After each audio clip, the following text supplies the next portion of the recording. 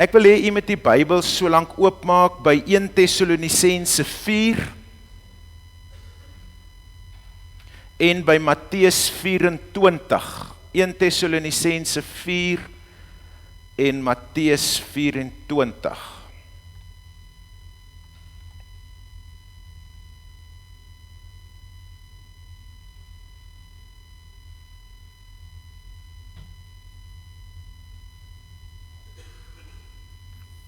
Kom ons sluit die oë. Here God, vir die gawe van die woord, eer en dank ons u. Dankie dat u woord vir ons gegee het, waaruit ons u kan leer ken, u hart, u wil en u plan kan leer ken. En is dit ook ons gebed, Here, dat u in hierdie oggend ook met die woord ons sal kom leer, dat u met die woord vir ons sal kom rig, met die woord vir ons sal stuur, maar Here, dat u ook vanmôre met die woord ook vir ons hoop en leiding sal gee, en dat u ook hierdie woord sal gebruik, Here, om ons te vorm, om meer en meer te word, wat u wil hê ons moet wees, om meer en meer in lyn te kom met u droom, u plan, u wil vir ons. Dankie vir alle voorregte, dankie vir alle genade uit die hand, o Heer. Ons bid dit in Jesus se naam. Amen. Ek lees vir ons uit 1 Tessalonisense 4.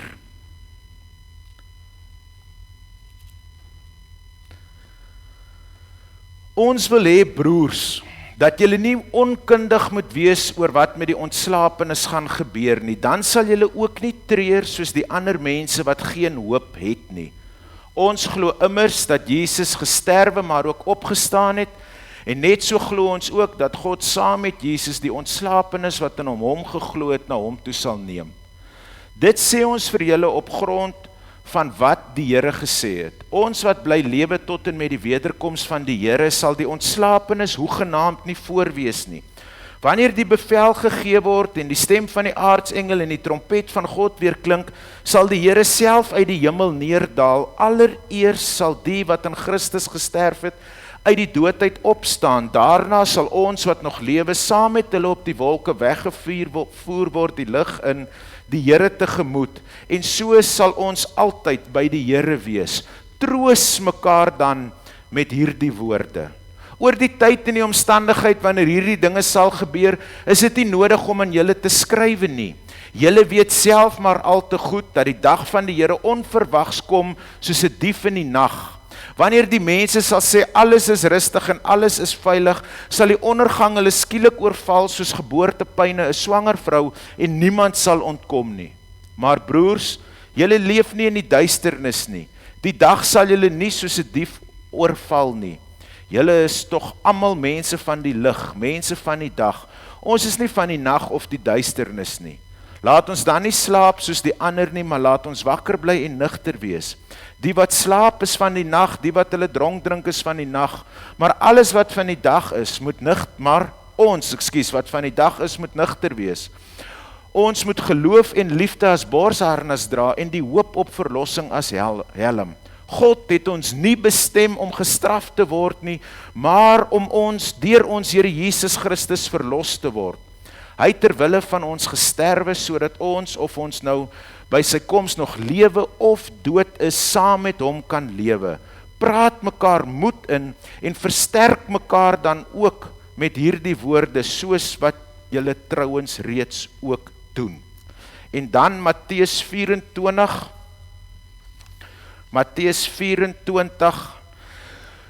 ek wil hê u moet uself 'n guns doen. Gaan hierdie week en vat hierdie gedeelte van Matteus 24, 25 en 26. Hierdie is die Here Jesus se eie vertolking en interpretasie oor die profetiese rede, word dit genoem, oor hoe dit in die laaste dae sal gaan.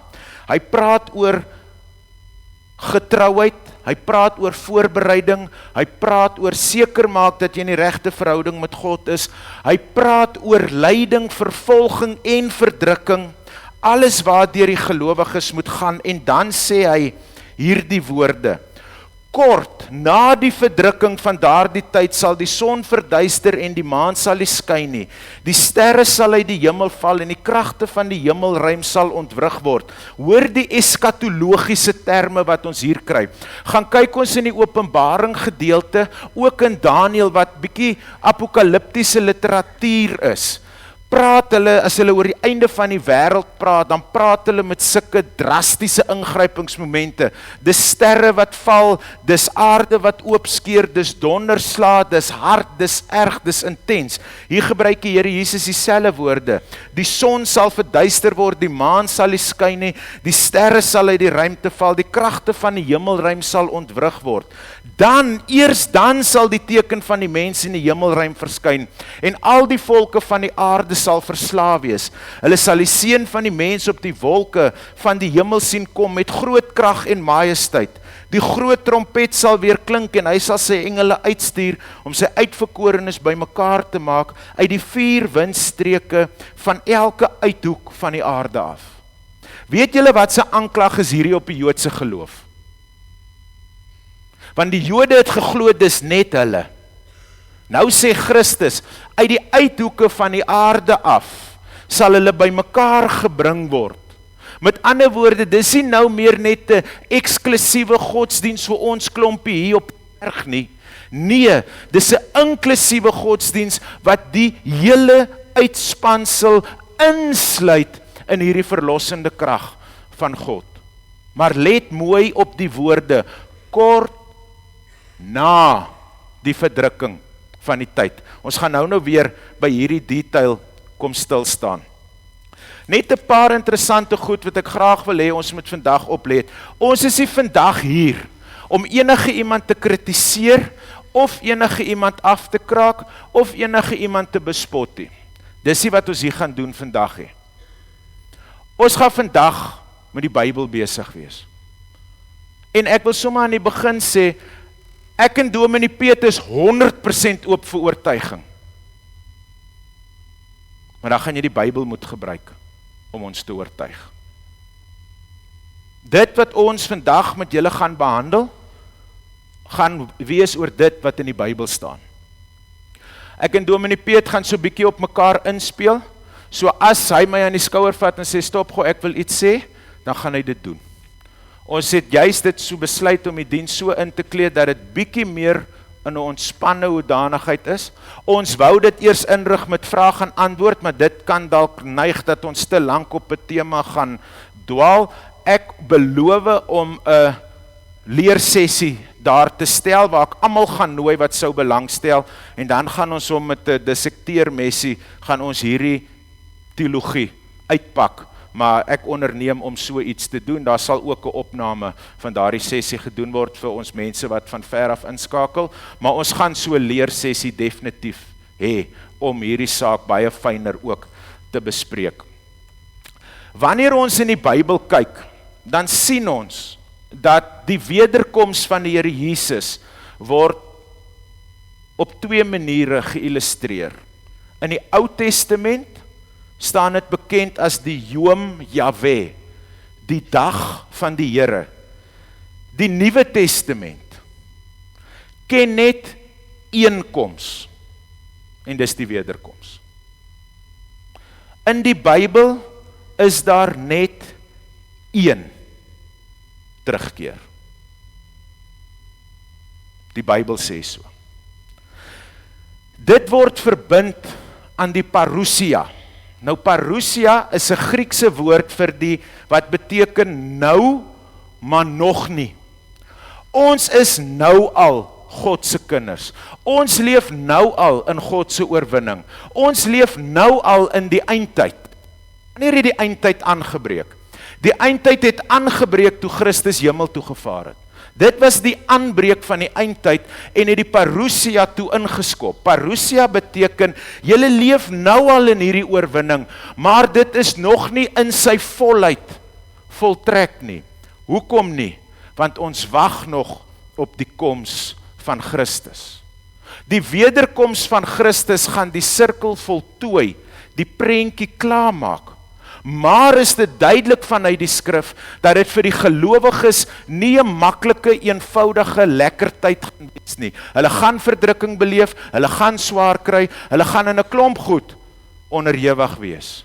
En eers aan die einde van die tyd, gaan kyk in Openbaring staan dit ook, aan die einde van hierdie tyd, dan sal die teken van die seun van die mens in die hemel verskyn. So, wat ook belangrik is om te onthou, dat die terugkoms van die Here Jesus kan nie los van hom gedink word. Die wederkoms is 'n kosmiese dag van God se finale eindoordeel. Jesus is die eschatos. Verskoon tog die Griekse woorde, ons probeer nie slim wees nie, maar dit is belangrik om dit raak te sien. Jesus is die eschatos. Eschatos en eskatologie, die eindtydsleer is baie nou met mekaar verbind, want hy is die einde en die laaste oordeel. Jesus is die eschatos en die eindtyd kan nie los van Jesus gesien of gedink word nie. Dis onlosmaaklik van wie hy is. En die Here Jesus het self gesê, niemand nie weet wanneer hierdie tyd gaan wees nie. Slegs die Vader in die hemel in sy almag en alwetendheid weet wanneer is die einde van die tyd. Nie eers die Seun weet dit nie. Want hierdie is God se besluit.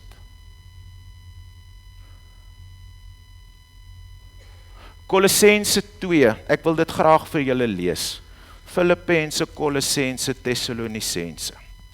Kolossense 2 leer vir ons die volgende woorde. Ek haal my bril af, dat ek mooi kan sien. Daarom, bietjie vroeër. Kom ons lees maar van vers 6 af. Aangesien julle dan aan Christus Jesus behoort, moet julle in verbondenheid met hom lewe, in hom gewortel en op hom gebou, vas in die geloof soos julle geleer is en met dankbaarheid vervul. Pas op dat niemand julle van hom af wegvoer deur teorieë en argumente wat misleidend is nie. Dit is dinge wat berus op die oorlewering van mense en op wettiese godsdienstige reëls en nie op Christus nie. In hom is die volle wese van God beliggaam. In verbondenheid met hom deel julle in sy volheid. Hy is die hoof oor elke mag en gesag.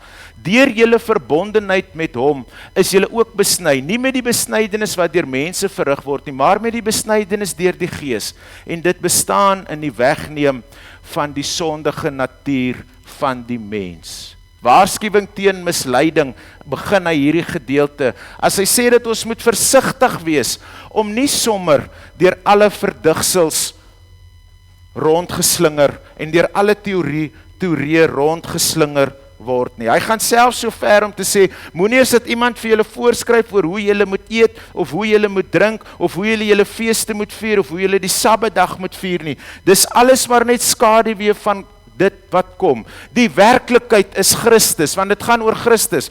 En Dominee Piet gaan nou meer oor hierdie Christus gedagte die aandag deel. 'n Ander vertaling gaan so ver in Kolossense 2, sy sê, wees versigtig vir mense wat aanspraak maak dat hulle gesigte gesien het, en visioene gesien het, en allerhande geluide gehoor het. Hy sê, daardie mense hou nie aan Christus vas nie. Hulle verhef hulle self oor wat hulle in eie waan van hulle self dink. Dis die Bybel wat dit sê. Wees versigtig.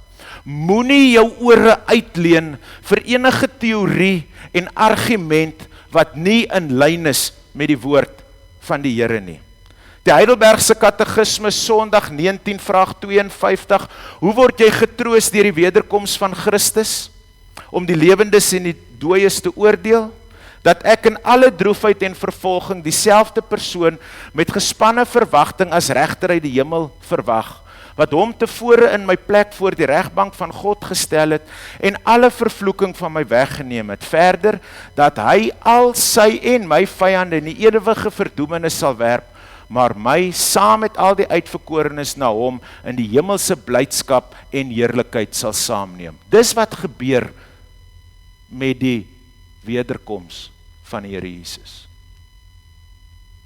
Dit gaan oor 'n blydskap en hy finale einde van alles, waar God die oorwinning bewerk. Die oorwinning is reeds bewerk, maar waar hy die oorwinning voltrek, sodat ek en jy in glorie en in heerlikheid saam met Christus dan kan wees.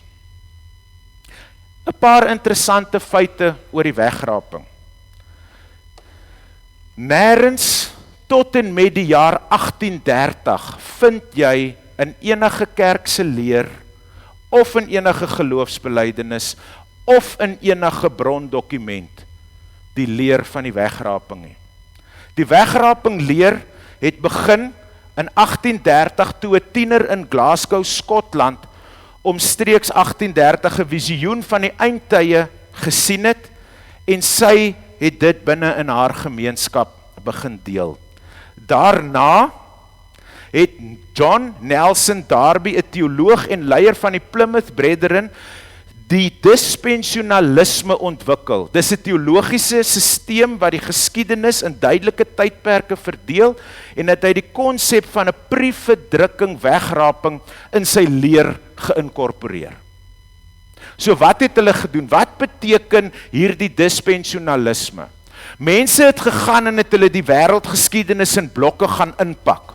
En dan het hulle die Bybel gevat en gesê, okay, ons is nou hier. Openbaring sê ons is nou hier. Openbaring sê ons is nou hier. En so kan ons deur die eeue gaan kyk. Elke paar jaar, die vroegste publieke openbaarmaking van die einde van die wêreld wat plaasvind, het in die jaar 500 gebeur. Dis die eerste keer. So hierdie wat in hierdie week plaasgevind het, sê vreemde verskynsel nie. Dwars deur die eeue is daar elke keer so, nou het ons genoeg tekens, dit beteken, die einde van die wêreld moet nou plaasvind. En dis hartseer, dat mense daarvoor val. Dis hartseer, dat mense daarvoor val. So ons sien, dat hierdie konsep staan nie in die Bybel nie. Daar's twee tekste wat aangehaal word, 1 Tessalonisense 4 en Matteus, wat praat van die twee wat in die land werk en die een wat sal weggeneem word. Ek het 'n vriend, 'n aanlyn vriend kan ek maar amper sê, hy sê die belangrikste teks in die Bybel wat ek moet onthou, is konteks. Ek moet die Bybel in konteks lees en verstaan waaroor dit gaan. Die Bybel was nooit bedoel as 'n klomp versies wat ons lukraak kan gryp en sê, ek vat hierdie stukkie en ek vat hierdie stukkie en ek vat hierdie stukkie nie. Enige teks waarmee ek gekonfronteer word in die Bybel, moet ek teen die agtergrond van die hele Bybel gaan lees. En daarom is dit belangrik om raak te sien, dat die Nuwe Testament ken nie die wegneem van gelowiges voor die wederkoms nie, behalwe deur die fisiese dood. Daar's geen wegneem van gelowiges in die Bybel nie. Die kerkvaders, dis nou Athanasius, Augustinus, daai beere wat geleef het so 60 na Christus, 150 na Christus, hulle leer ook net van een eindtyd gebeure, 'n enkele eindtyd gebeure, aan die einde van alle tye, en dit is nie pre-verdrukking nie. Na die tyd. Interessant genoeg, Jesus het spesifiek gebid, dat die Vader sy volgelinge van die bose sal bewaar, nie dat hulle uit die wêreld uit weggeneem sal word in Johannes 17.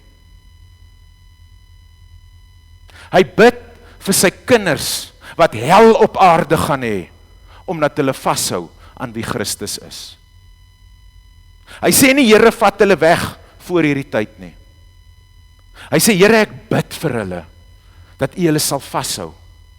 Christene se hoop in tye van swaar, moenie op 'n wegrapingsleer lê wat my met wegvat van die swaar nie, maar eerder op Christus wees. Want dit gaan oor Christus en hom alleen in my lewe. Die wegrapingsteorie, wegrapingsleer, funksioneer 100% op die gedagte, dat kinders van die Here kan nie swaar kry nie. Kinders van die Here kan nie lyding ervaar nie, en kan nie moeilikheid in die lewe ervaar nie. So wat moet dan gebeur as hierdie hel nou losbars? Hulle moet dan nou seker weggeneem word. Christus sê, julle gaan moet sterk staan. Hy het vir sy disippels ook gesê, wil julle nie maar eerder los nie, want dit wat vir julle wag, gaan nie 'n mooi pad wees nie. Maar as jy aan my gaan vashou, moet jy weet, jy gaan swaar kry. Jy gaan dit nie vrygespring word, omdat jy oulik is nie. Swaar gaan jy kry. Daar is nie 'n maklike uitkoms nie. Ons moet leer wat in ons Bybel staan. Ons moet ons Bybel reg gebruik. Ons moet ons Bybel reg lees. Want die Bybel vertel vir ons duidelik, daar is nie 'n tweede koms wat ons nog op moet wag voor die einde nie. Daar's net een. Wat maak ons dan met die teks wat sê ons gaan dan nou opgeneem word en gaan ons hom in die hemel ontmoet? Daar is dit belangrik om te onthou in watter konteks die Bybel geskryf is. Enige oorwinnaar wat teruggekom het van 'n veldslag af, veral in die Romeinse tyd, enige generaal wat 'n groot veldslag behaal het, ensovoorts, hulle is teruggebring met die woord 'n triumf. Dan het die hele stad gereed gemaak vir die koms, en al sy soldate het uitgegaan na hom toe, daar waar hy wag, buite die stad. Almal wat saam met hom die oorwinning behaal het, het uitgegaan om haar buite ontmoet, en dan het hy as oorwinnaar met sy hele gevolg in die stad ingestap, om daarmee te erken, ons het oorwin. Ek het oorwin. En dis wat Paulus skryf, as hy sê, die gelowiges gaan uit saam na hom toe, want sê Openbaring, en hulle sal terugkeer, hy en hulle almal, en sal kom woon waar, in die nuwe Jerusalem, die nuwe stad, die stad waar die oorwinnaar, saam met die wat saam met hom oorwin het, gaan bly. Daar is nie 'n wegneem voor dit nie. Daar is nie so ietsie. Want wat moet jy oorwin, as jy weggeneem is? Wie gaan verdruk word, as die gelowiges weggeneem is?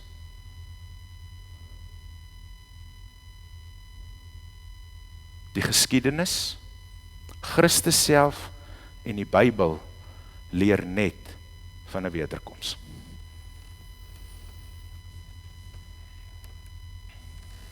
Dawie, dankie. Ek dink jy moet maar net kyk, ek gaan probeer met die een. Die ander een is nou nie hier nie, ons sien. Goeiemôre gemeente. In 'n groot mate dink ek het Rion nou heeltemal die teorie vir ons mooi saamgevat soos ons dit hier uitgelig het. Ek wil miskien net terugkom na twee gedagtes toe. En die eerste is, daar was wel 'n konsep by die vroeë kerkvaders in terme van 'n soort van 'n uit hierdie verdrukking, 'n konsep van om uit hierdie verdrukking gelig te word. Maar dis 'n konsep wat nie deur die geskiedenis, ook by die vroeë kerk veld gewen het. Die konsep was daar, maar dit was nie wyd aanvaar nie. En dit is verseker ook nie deur die geskiedenis dan nou tot en met die 1830s het dit dan nou nie sterk na vore gekom. En die tweede belangrike ding wat ek sou wou bysit net by die teorie, voordat ek enkele gedagtes net gaan byvoeg, is dat die Bybelse verstaan, of die Nuwe Testamentiese verstaan van Jesus se werk. Eerstens moet ons sê, hoe is dit moontlik dat Jesus, wat ook God is, dan nou nie die uur en die tyd kon weet nie. Dit klink vreemd, nee, op die oor. Mens sou tog dink dat wanneer Jesus hierdie woorde verkondig, dat hy iets moes verstaan het van wat kom. In hierdie hoedanigheid het Christus as in sy menslikheid opgetree. En mens sien by sy hoëpriesterlike gebed in Johannes 17, dat daar 'n beweging gekom het, stadig weg na Vader, die tyd is nou hier. Waar Jesus meer bewus geword het van sy goddelike hoedanigheid en morfei vorm waarin hy gegiet ook was. Maar dit was nie sy rol nie. Dit was nie sy bedoeling en sy taak waarvoor hy was. Hy moes die waarheid bring, hy moes die woord bring, hy moes aan God aan ons bekend maak. En uiteindelik wanneer jy Openbaring lees, dan sien jy hierdie Christus in sy totaliteit, in sy volledigheid, in sy koningsheerskap, in sy eerstelingskap van die skepping, in die hoedanigheid van die rol wat hy vervul het hier, en wat hy gaan vervul, en sal vervul, wanneer die eindtyd kom. Die Nuwe Testament ken dis 'n tyd van die eerste koms en die tweede koms van Christus. En dit is dit maak dink ek die hart uit van die koms van Christus, as ons daaroor dink. In die Nuwe Testament sal jy baie sukkel om buite hierdie raamwerk argumente te kan voer. Jy sal wel kan op grond van bepaalde tekste sekerlik saak kan uitmaak vir een of twee gedagtes, maar jy sal baie moeilik in die breë konteks van die Nuwe Testament en die totaal van die Nuwe Testament veral sal jy dit kan weer leef. Ek wil 'n paar net een of twee gedagtes bysit. En veral in die praktyk, wanneer ons sien, soos Rion tereg gesê het, dit is verstommend toe ons 'n bietjie in die geskiedenis gaan kyk het, saam gaan kyk het, in terme van hierdie bepaalde aanbreek of deurbreek van mense wat dan nou sou sien of verstaan of beleef of hoor en dat die eindtyd gekom het. Ek onthou ek het dit ook in my tyd beleef, in my studentejare veral, het dit twee geleenthede, baie spesifieke geleenthede, en dit gryp baie dikwels mense aan. Maar wanneer ons terugkyk, besef ons altyd weer, dit is nie bedoel dat ons daardie tyd en uur sal weet. Dis ook nie die klem nie, soos Rion tereg net nou gesê. Die klem lê daarin dat ons Christus ken, dat ons saam met Christus beweeg, dat ons hom sal hoor, dat ons saam met hom sal leef en op weg met hom sal beweeg. Ek dink daar's hierdie afgelope gebeure en weekse gebeurtenisse byna dan nou wêreldwyd, die Amerikaanse konteks waaruit die spesifieke wegraping gegroei het in die 1830s rond, en dan nou Suid-Afrikaanse konteks met by name dan nou Dani wat in die afgelope tyd, Dani Botha, spesifieke aankondigings gemaak het ons gelaat by iets wat by my oor jare wat ek beleef het in terme van die volgende. Ek onthou toe ek 'n student was, het ek twee vriende gehad wat nou nie teologie studeer het nie, so baie goeie vriende, en hulle het toe in aanraking gekom met 'n bepaalde groep mense, kerkgroep, en het toe my benader en as vriend en gevoel dat dit goed en nodig is om vir my te sê dat sou ek nie gedoop word in die belydenisdoop nie, doop met die Gees nie, dan sou ek nie volledig Christen wees nie. En ek onthou dat ek geweldig ontsteld was teenoor hulle en die gesprek wat ons gehad het en volstaan het. En baie interessant, een van hulle het nou vroeër verjaar met my suster se dood, wat dit so in die nuus was, het my gekontak. En Robert is steeds 'n toegewyde Christen en dit is wonderlik. En ek is 'n toegewyde Christen. Oor jare heen het mense baie besondere prentjie beleef van dikwels dat mense gevoel het en ek noem dit sommer, en ek dink dis 'n term wat wyd gebruik word, Jesus en of Jesus plus of Jesus in en 'n paar and, soos jy dit ook al wil sê. Dit is asof mense 'n behoefte het om aan iets anders as aan Christus vas te hou. Asof daar iets tasbaar moet wees, asof daar iets is wat ek moet doen, wat ek moet nakom, wat ek sal moet ooreenkom, wat ek sal moet bewys, wat ek sal van bewys moet lewer. Jy kan 'n klomp dinge sekerlik sê. En uiteindelik, as jy mooi daarna gaan kyk, word dit 'n Jesus en 'n Jesus plus. Terwyl ons eerder moet fokus op die verhouding met hierdie Christus. Hoe ken ek hom? Hoe hoor ek hom? Hoe verstaan ek hom? Hoe volg ek hom? Inderdaad.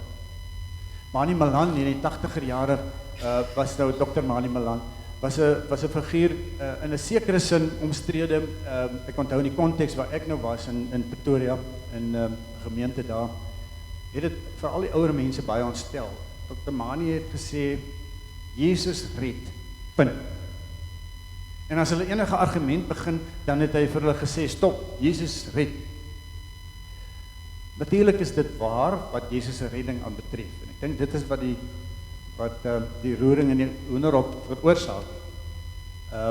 Wanneer Jesus red, gebeur daar met ons ook iets nie. Daar kom 'n verhouding tot stand. Daar kom 'n vernuwende werking van die Gees in ons tot stand. En daardie werking van die Gees dring ons en dwing ons om so op reis te wees, dat ons sal volg, dat ons sal hoor, dat ons sal leer wat Christus geleer het. Wat God ons leer. En daarom wanneer iemand so ver gaan om te sê dat hy of sy dinge hoor, is die sleutel waarskynlik maar gaan terug na die woord. Gaan kyk na die teks en die konteks van die woord. Is dit in lyn? En veral wanneer jy openbaar wil begin gaan, moet jy baie versigtig wees. Want wie se stem hoor jy uiteindelik? As jy nou agterna moet sê, watter stem het ek nou gehoor? Want as ek vroeg en duidelik sê, ek het die stem van God ontvang, en ek word weer lê, wie se stem is dit dan? En daardie soort van vrae en foute wat ons almal dikwels maak, bring ons in plekke waar ons nie wil wees. En bly dit dus verskriklik noodsaaklik om te verstaan met wat Christus geleer het, om te verstaan wat die woord sê. En ongelukkig is die gemiddelde lidmaat van die NG Kerk arm aan geloofs of eintlik Bybelkennis. En ek dink daar sal min mense wees wat vir my daaroor met my sou verskil. Min van ons kan die evangelie woord van die Nuwe Testament selfs, praat nie eens van die Ou Testament nie, opneem en op 'n verantwoordelike en 'n gesagvolle manier met daardie skrifwoorde omgaan in argumente met hulle wat dan die skrif sou weer lê of anders uitlê. En dit is bly hartseer. Ons behoort baie moeite te doen met ons en ons kinders om die woord van die Here te leer ken, in sy volheid te leer ken. En die toepassing van daardie beginsels in ons lewens, daaraan is ons soms nog skraler. Ongelukkig. Ons neem besluite nie op grond van wat Christus ons leer nie, op grond van wat van 'n klomp ander redes, baie dikwels. En dit lei dikwels ook tot hartseer gevolge in ons lewens, is dit nie? Uiteindelik sou ons vir mekaar wou sê, ja, Rion het nou die Heidelberg Katekismes ook gelees,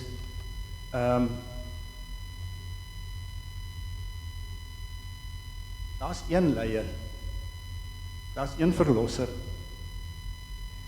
daar's een rigtinggewer in ons lewe, en dit is Jesus Christus homself. So baie interessant ook in die afgelope tyd, en daarmee wil ek afsluit, sien ek ook in hierdie week spesifiek baie reaksies natuurlik op die bekendmaking van hierdie bepaalde dae rondom 23, 24 en 25 September as die einde van die wêreld dan. En baie reaksies gooi natuurlik 'n beker of emmer koue water op godsdiens in sy geheel. En op Christene in die proses ook natuurlik. En dit het mense ook weer laat dink.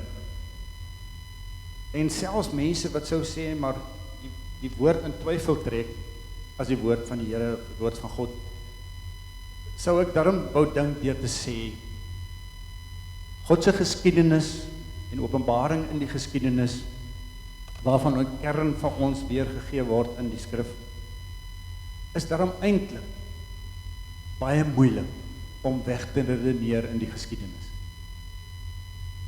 Jy sou baie argumente kon gebruik om te sê dat dit nie water hou nie, maar die feit dat daardie stuk geskiedenis lê in die geskiedenis, kan ons nie wegredeneer. Die feit dat God hom tot mense verbind het, die feit dat hom op 'n baie bepaalde manier aan ons verbind het, en baie spesifiek ook in Jesus Christus om aan ons kom verbind het. Dring ons tot rigtinggewende lewe, tot 'n lewe waarin ons sal kan sê, waarlik, ons is gereed om U te ontmoet. Waarlik, ons sien uit na die dag wanneer ons U sal ontmoet. Mag dit met ons elkeen so wees. En mag ons getrou bly aan ons kennis van die woord en van ons verlosser Jesus Christus en Vader in die geheel, maar ook getrou wees aan dit wat sy woord ons leer. Ons en ons kinders. Kom ons sluit ons oor.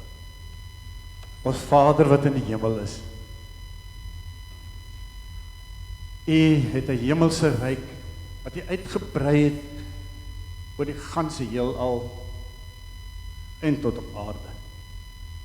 U leer ons fyn bestaan in U Seun Jesus Christus.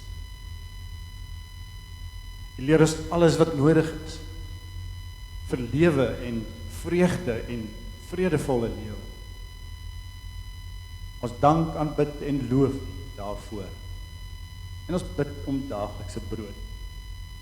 Ons bid dat U ons ook, elkeen van ons ook, gedagtig aan hierdie week se gebeure, so sal rig, dat ons bewus van ons vergifnis, wat ons van U ontvang het, van sonde vergifnis, ook ander sal vergewe. En bewus daarvan, nie braaf sal wees oor wat ons van U ontvang het nie, maar in geloofshandeling kragtig sal wees. Tog sal wil vra, lei ons nie in die versoeking nie. Verlos ons van 'n bose bestaan. Ook ons land en die ganse wêreld. Dankie vir die oproep weer opnuut om te weet, daar kom 'n dag waarin ons U sal ontmoet. 'n Wonderlike dag. 'n Dag waarin niemand sal voor wees nie, maar almal saam met U sal wees. En dankie dat nie die boek van ons dade ons sal oordeel nie, maar die boek van die lewe wat U in Jesus Christus oor ons geskryf het, oor ons ganse lewe geskryf het. En dat dit ons kan en sal rig vir ewig en altyd. Mag die genade van U teenwoordigheid, o Gees, die krag van U werk, Jesus Christus, en die liefde van U, o Vader Almagtige, by ons wees en bly. Amen.